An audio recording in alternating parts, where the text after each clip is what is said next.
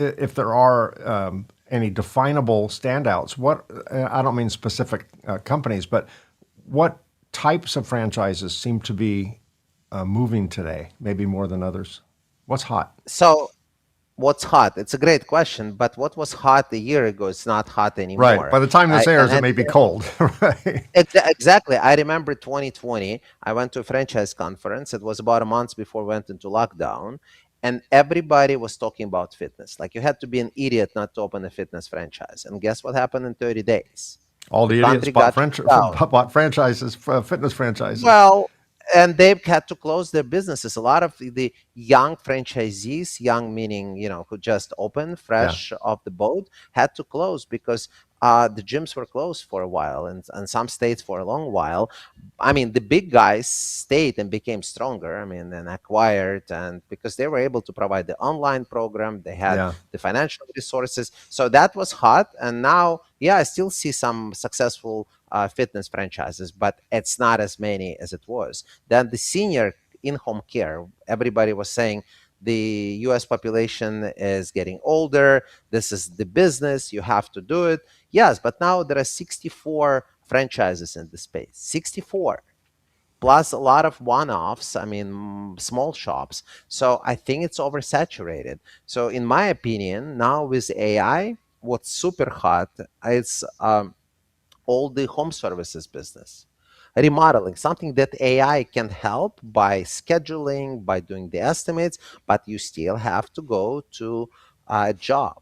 I Right. think in 3 months and 3 years, the welder and electrician will be the hottest professions out there. I mean, Oh, 100%. a Yeah. lot of attorneys are gonna switch and become, you know, this because right now it's required and people make really good money. I just read an article, I think about Wall Street Journal, that an electrician who works on data centers making on average $300,000 a year. 300,000. A lot of attorneys wait years Yeah. to start making this money. And right now, I was told the young attorneys out of law school cannot find a job. I Yeah. haven't verified it, but I've heard that this is becoming an issue because now AI is replacing them. I mean, all the senior guys, they are there. You need them. You want their expertise, but all the young No, I think the people, junior they attorneys, suck. the paralegals, yeah, they're largely going to be replaced by AI. We're about out of time, but I do want to ask you one more question.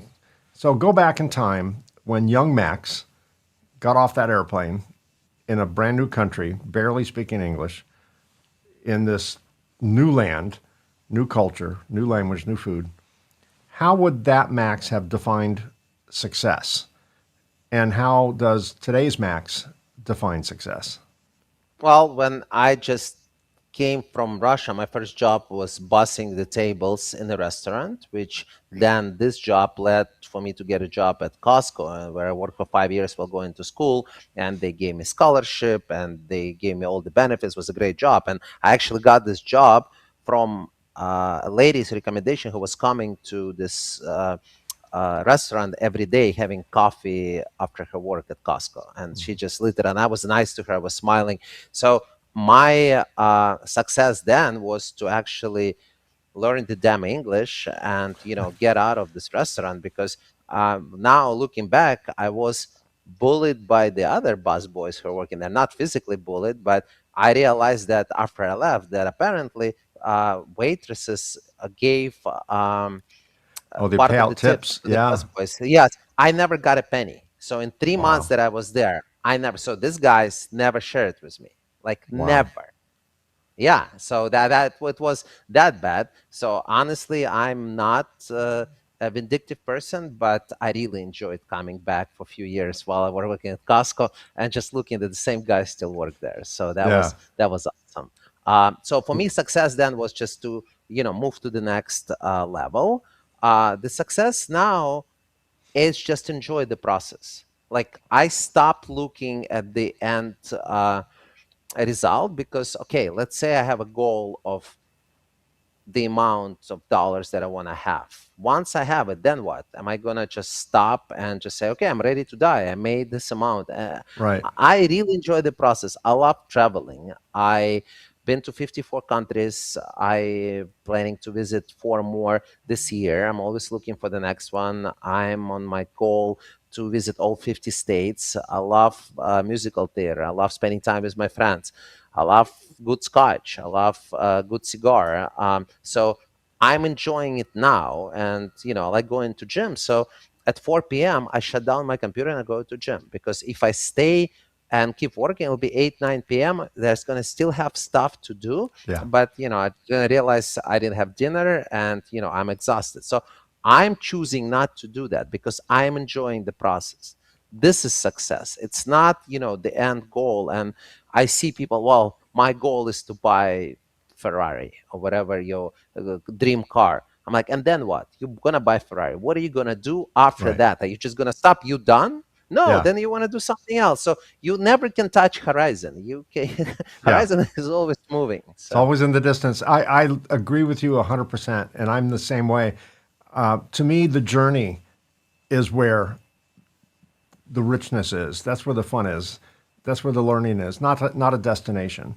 I actually don't have a destination. So many people think I'm something wrong with me because my entrepreneur friends will go, what's your exit strategy, Mike? I'm like, my exit strategy is not to have an exit strategy. My exit strategy is enjoy the ride.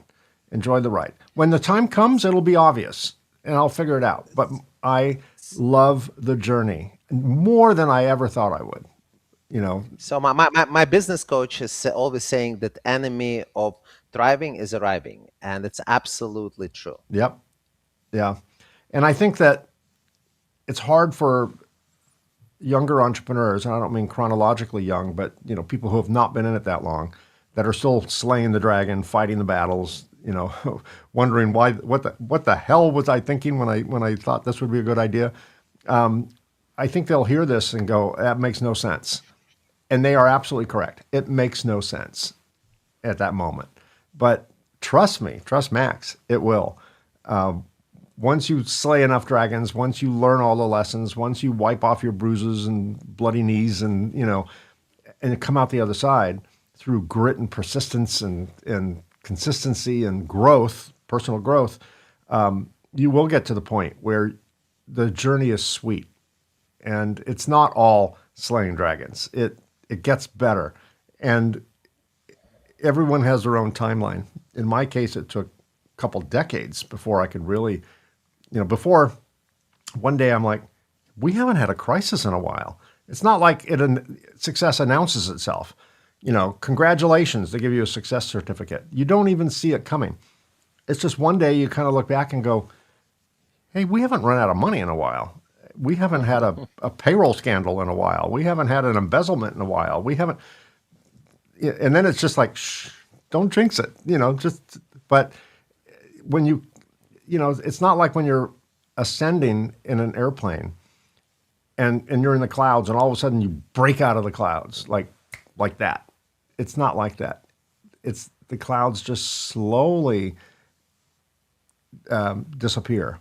And now you're in blue skies and smoother air. And that's just the way, at least in my world, that's just the way it worked. But Max, we're about out of time. So I just want to thank you for sharing your journey with me and my audience. You're quite inspiring. I love the multiple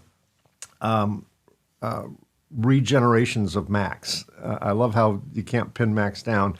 And I like your story. I like how you came here from the former Soviet Union with your parents and family, and learned the language, learned the culture, learned business, and didn't do what everyone expects of someone to do in your situation. You made the world Max's world, and had a couple versions of that, a few versions of that, and I think that's super inspiring, and I think everyone can be inspired by your journey and what you've done with your life and your business and all of that. So thanks for sharing that with me. For my audience who would like to get more information on BooXkeeping, and either as a franchise or if you want to talk to Max about other franchise opportunities, or you want to talk to Max about having BooXkeeping do your books. Either way, there's a lot of reasons to talk to Max. If you're watching this on YouTube, look down here right below me. It says see more. Click that. and the information on Max's company and the links to Max's company will be there. If you're listening to this on your favorite podcast app, just go to the podcast app, look at the show notes, and that information will be there as well. Max, Emma, BooXkeeping, thanks for all the time. Thanks for the generosity of your time and spending all the time with me and my audience. I really appreciate it. Thank you, Mike. It was great. Thank you for inviting me.